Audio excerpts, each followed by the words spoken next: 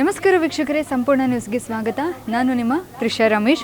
ಇವತ್ತು ನಮ್ಮ ಜೊತೆಗಿದ್ದರೆ ಬಲರಾಮನ ದಿನಗಳು ಸಿನಿಮಾ ಮೂಲಕ ಮತ್ತೆ ನಮ್ಮೆಲ್ಲರನ್ನ ರಂಜಿಸೋಕ್ಕೆ ತೆರೆ ಮೇಲೆ ಬರ್ತಾ ಇದ್ದಾರೆ. ಒಂದು ವಿಭಿನ್ನ ಕಾನ್ಸೆಪ್ಟು, ಟೀಸರು, ಸಾಂಗ್ಸ್ ನೋಡಿದಾಗಲೇ ಗೊತ್ತಾಗ್ತಾ ಇದು ಯಾವ ಥರ ಕಾನ್ಸೆಪ್ಟು ಅಂತ. ಆ ಸಿನಿಮಾದ ನಾಯಕ ನಟರಾಗಿರುವಂಥ ವಿನೋದ್ ಪ್ರಭಾಕರ್ ಸರ್ ಇವತ್ತು ನಮ್ಮ ಜೊತೆಗಿದ್ದಾರೆ. ಬನ್ನಿ ಮಾತಾಡ್ಸೋಣ. ಸರ್ ನಮಸ್ತೆ. ನಮಸ್ತೆ ಅಮ್ಮ. ಸರ್ ಹೇಗಿದ್ದೀರಾ? ತುಂಬ ಚೆನ್ನಾಗಿದ್ದೀನಮ್ಮ.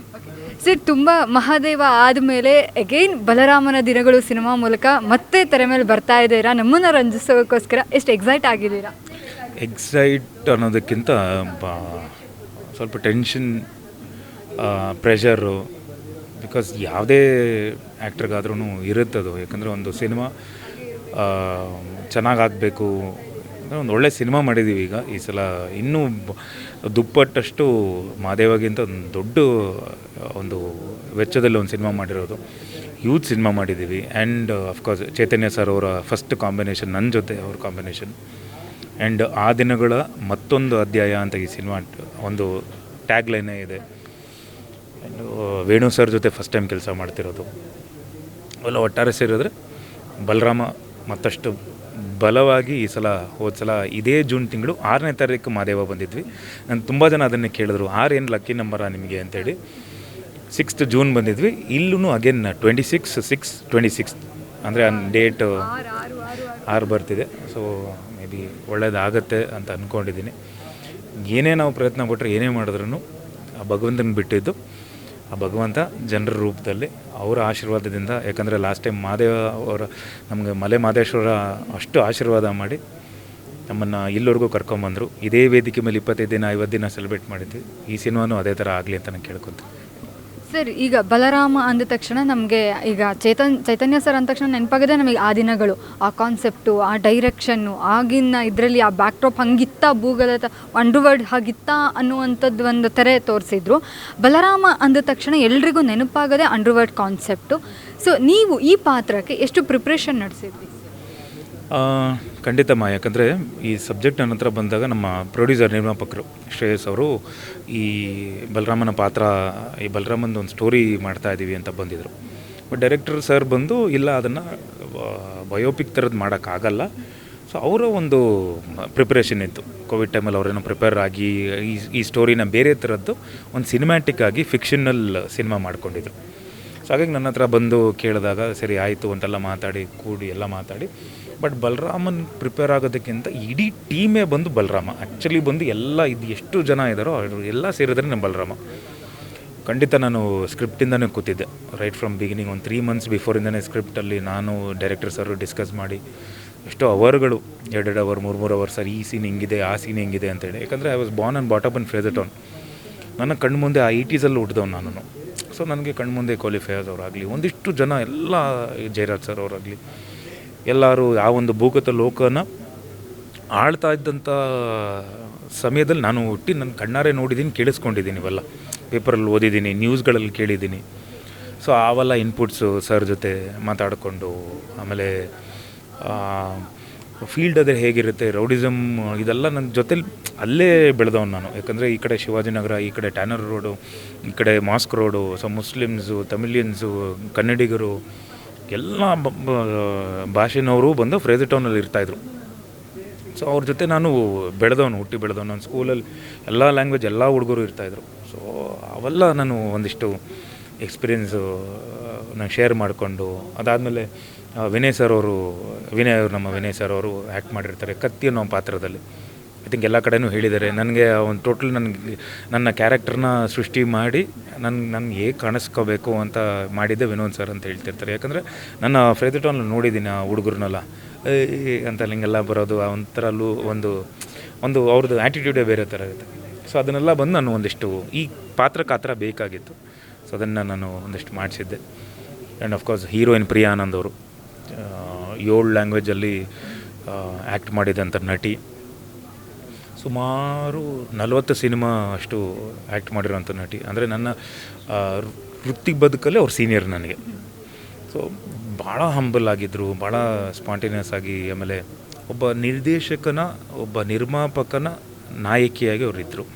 ಸೊ ತುಂಬ ಜೋವಿಯಲ್ ಆಗಿ. ಆ್ಯಂಡ್ ನಂಗೆ ಆಶೀಶ್ ವಿದ್ಯಾರ್ಥಿ ಅವರು, ಅಟಲ್ ಕುಲಕರ್ಣಿ, ಶರತ್ ಲೋಹಿತೇಶ್ ಅವರು, ಆ್ಯಂಡ್ ವಿನಯ್ ಆಮೇಲೆ ಒಂದಿಷ್ಟು ಜನ ಎಲ್ಲ ಆ ದಿನಗಳಲ್ಲಿ ಇದ್ದಿದ್ದು ಅಷ್ಟು ಜನ ಇಲ್ಲಿ ಬರ್ತಾರೆ.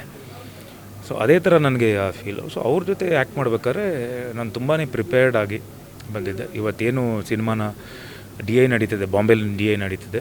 ಸೊ ಮೊನ್ನೆ I think day before yesterday ನನಗೆ ವೇಣು ಸರ್ ಕಾಲ್ ಮಾಡ್ತಾರೆ, ನಮ್ಮ ಕ್ಯಾಮ್ರಾಮ್ಯಾನ್ ವೇಣು ಸರ್. ಅಂದರೆ ಎಲ್ಲ ಬಿಟ್ಸ್ ಆ್ಯಂಡ್ ಪೀಸಸ್ ನೋಡಿ ಕಲರ್ ಕರೆಕ್ಷನ್ ಎಲ್ಲ ಬಂದು ಫ್ರೇಮ್ ಟು ಫ್ರೇಮ್ ಮಾಡ್ಕೊಂಡು ಹೋಗ್ಬೇಕು.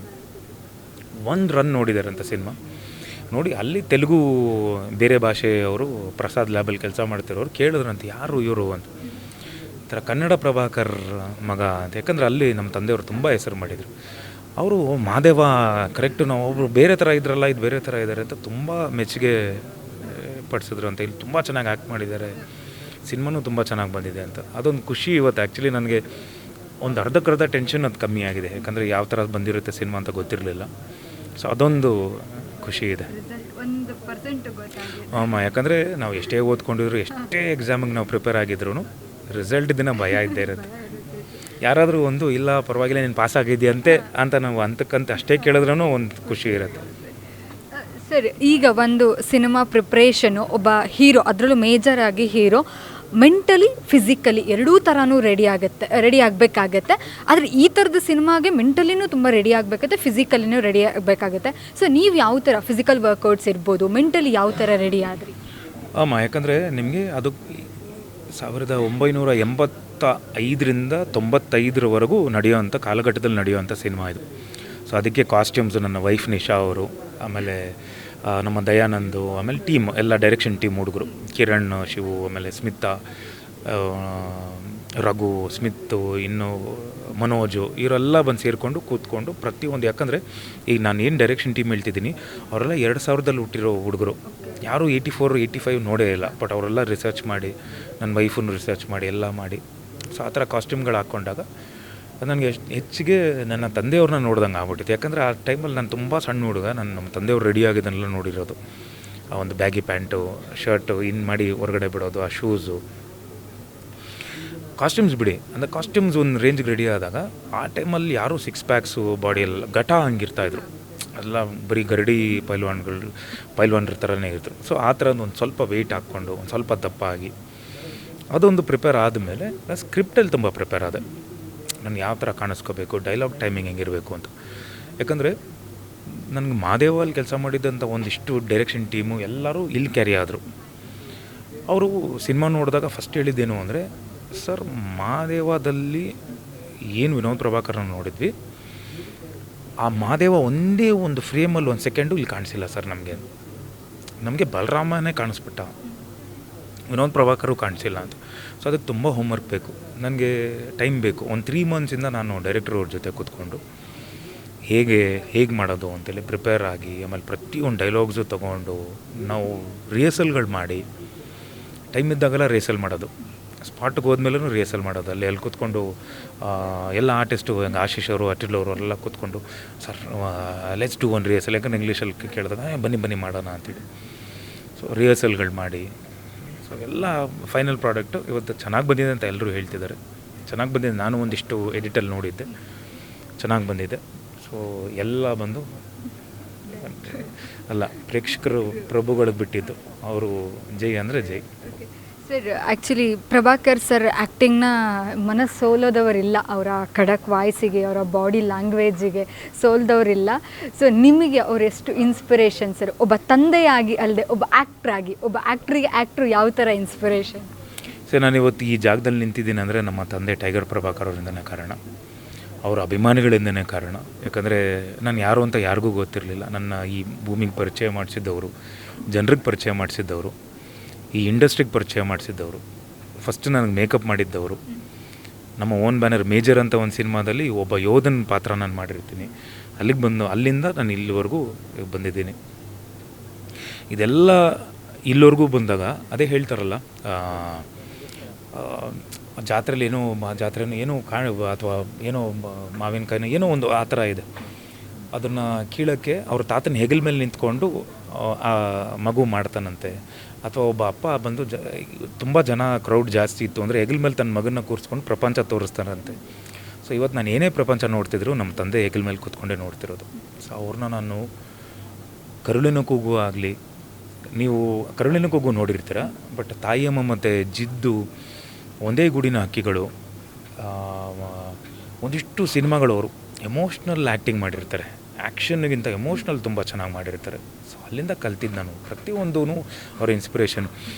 ಯಾಕೆ ನಾನು ಹೇಳ್ತಿದ್ದೀನಿ ಅಂದರೆ, ಪ್ರತಿಯೊಬ್ಬ ಮಗನಿಗೆ, ಒಬ್ಬ ಮಗಳಿಗೆ, ಒಂದು ಮಗುಗೆ ತನ್ನ ತಂದೆನೇ ಫಸ್ಟ್ ಹೀರೋ ಆಗ್ತಾರೆ. ನನಗೆ ಬುದ್ಧಿ ಬಂದಾಗಲಿಂದನೂ ನಾನು ಅವರ ಸಿನಿಮಾಗಳು VHS ಕ್ಯಾಸೆಟ್ಗಳಲ್ಲಿ ನೋಡ್ತಿದ್ದೆ.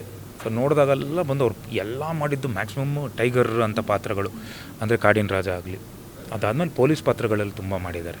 ಸೊ ನನಗೆ ಅದು ಯೂನಿಫಾರ್ಮ್ ನೋಡಿದ್ರೆ ಅವತ್ತಿಂದನೇ ಗೌರವ ನನಗೆ. ಪೊಲೀಸ್ ನೋಡಿದ ತಕ್ಷಣ ನನಗೆ ಆ ಪೊಲೀಸ್ ಸಲ್ಯೂಟ್ ಮಾಡೋದು ಅದೆಲ್ಲ ನಂಗೆ ತುಂಬ ಇಷ್ಟ. ಸೊ ಅವ್ರು ತುಂಬ ಇನ್ಸ್ಪೈರ್ ಆಗ್ತಾರೆ. ಬಟ್ ಇವತ್ತು ನನಗೆ ಅಷ್ಟೇ ಬೇಜಾರಿದೆ. ಏನಕ್ಕೆ ಅಂದರೆ, ನಾನು ಮಾದೇವಯಿಂದನೂ ಹೇಳ್ಕೊಂಬರ್ತಿದ್ದೀನಿ. ಒಂದು 50 ದಿನ ಸಕ್ಸಸ್ಫುಲ್ ನನಗೆ ಶೀಲ್ಡು 50 ದಿನದ್ದು ಒಂದು ಮೊಮೆಂಟೋ ಇಟ್ಕೊಂಡಾಗ ನಮ್ಮ ತಂದೆಯವರು, ನನ್ನ ತಾಯಿಯವರು ಇದ್ದಿದ್ದರೆ ತುಂಬ ಖುಷಿಪಟ್ಟಿರೋರು. ಆ್ಯಂಡ್ ಮೊನ್ನೆ ನನ್ನ ನ್ಯೂಸ್ 18 ಅವರು ಒಂದು ಬೆಸ್ಟ್ ಆ್ಯಕ್ಟರ್ ಅವಾರ್ಡ್ ಕೊಟ್ಟಿದ್ದರು. ಚಿತ್ತಾರಲ್ಲಿ ನನಗೆ ಬೆಸ್ಟ್ ಆ್ಯಕ್ಟರ್ ಕ್ರಿಟಿಕ್ ಅವಾರ್ಡ್ ಸಿಕ್ತು. ಆ್ಯಂಡ್ ಹಲವಾರು ಪ್ಲ್ಯಾಟ್ಫಾರ್ಮ್ಗಳಲ್ಲಿ ಮಾದೇವ ಹೋಗಿದೆ. ಸೊ ಇನ್ನೂ ದೊಡ್ಡ ದೊಡ್ಡ ಅವಾರ್ಡ್ಗಳೆಲ್ಲ ಸಿಗೋದಿದೆ. ಸೊ ಅದೆಲ್ಲ ಸಿಕ್ಕಿದಾಗೆಲ್ಲ ಪ್ರತಿ ಅವಾರ್ಡು ನಾನು ಏನು ಹೇಳ್ತಿದ್ದೀನಿ ಅಂದರೆ, I dedicate this award to my father. So ಇವತ್ತು ಅವರಿಂದನೇ ನಾನು.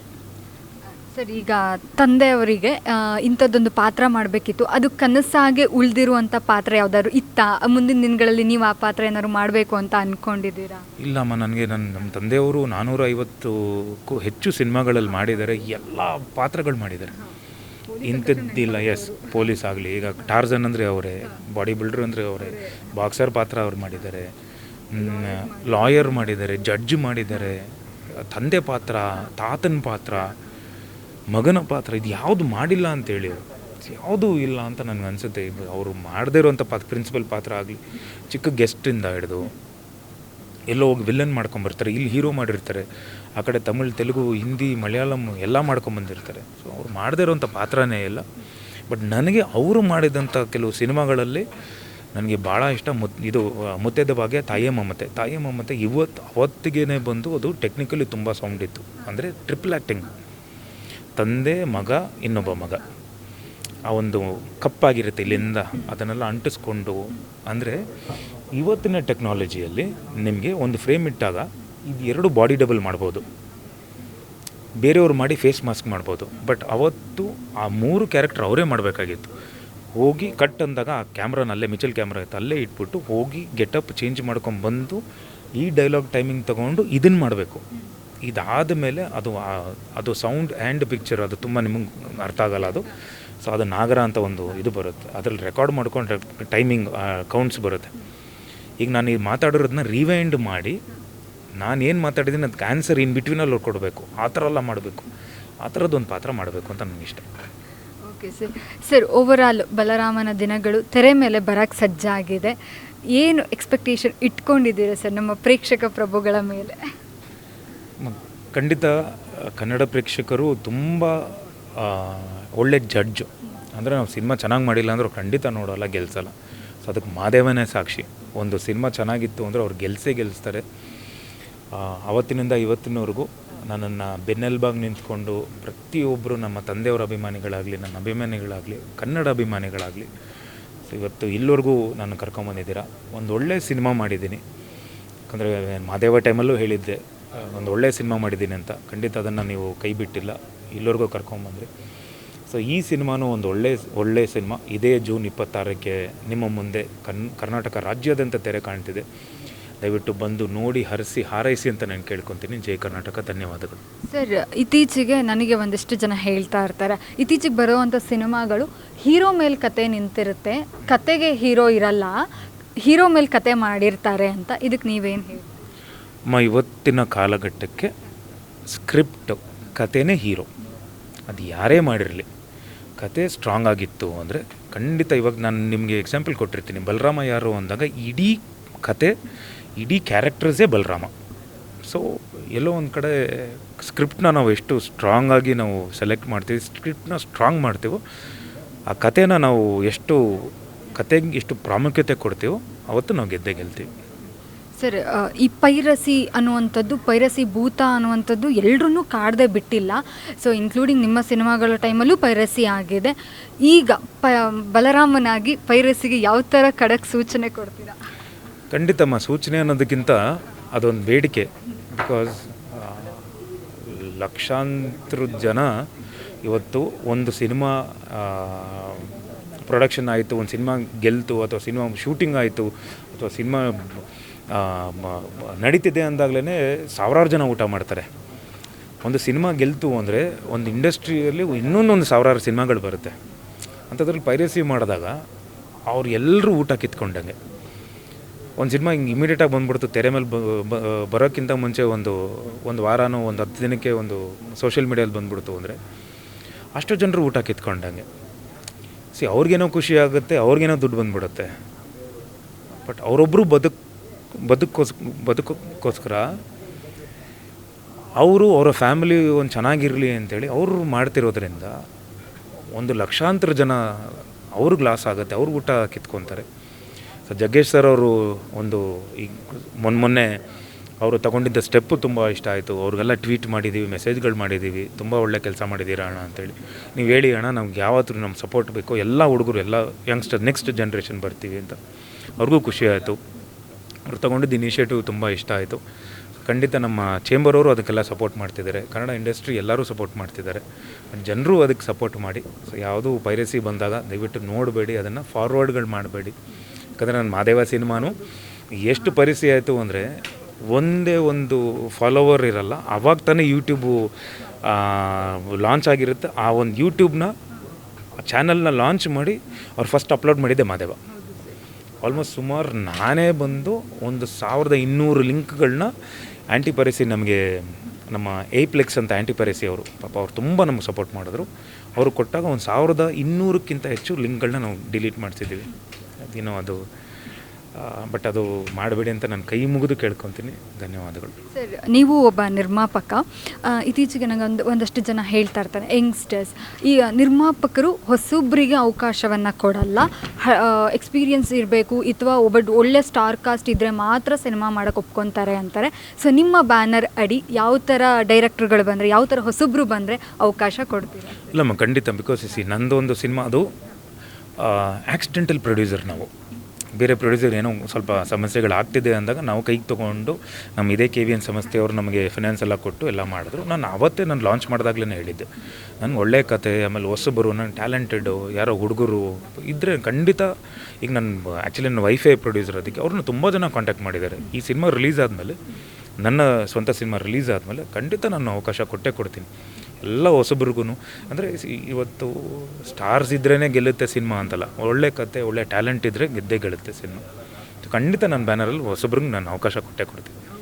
Thank you so much. ನಿಮ್ಮ ಸಿನಿಮಾ ಗೆಲ್ಲಿ 100 ದಿನ ಅಲ್ಲ, ಇಡೀ ಕರ್ನಾಟಕದ ಗಡಿಯನ್ನು ದಾಟಿ ಹೋಗಲಿ sir. Thank you so much. All the best sir. Thank you so much. So ನೋಡಿದ್ರಲ್ಲ, ಇದಾಗಿತ್ತು ವಿನೋದ್ ಪ್ರಭಾಕರ್ ಅವರ ಮಾತು. ಮತ್ತೆ ಮುಂದಿನ ವಿಡಿಯೋದೊಂದಿಗೆ ಸಿಗ್ತೀನಿ. ಅಲ್ಲಿವರೆಗೂ ನೋಡ್ತಾ ಇರಿ ಸಂಪೂರ್ಣ ನ್ಯೂಸ್. ಕ್ಯಾಮ್ರಾ ಪರ್ಸನ್ ಅಭಿಷೇಕ್ ಜೊತೆ ತ್ರಿಷಾ ರಮೇಶ್, ಸಂಪೂರ್ಣ ನ್ಯೂಸ್. ಸಂಪೂರ್ಣ ನ್ಯೂಸ್, ಇದು ನೊಂದವರ ಧ್ವನಿ.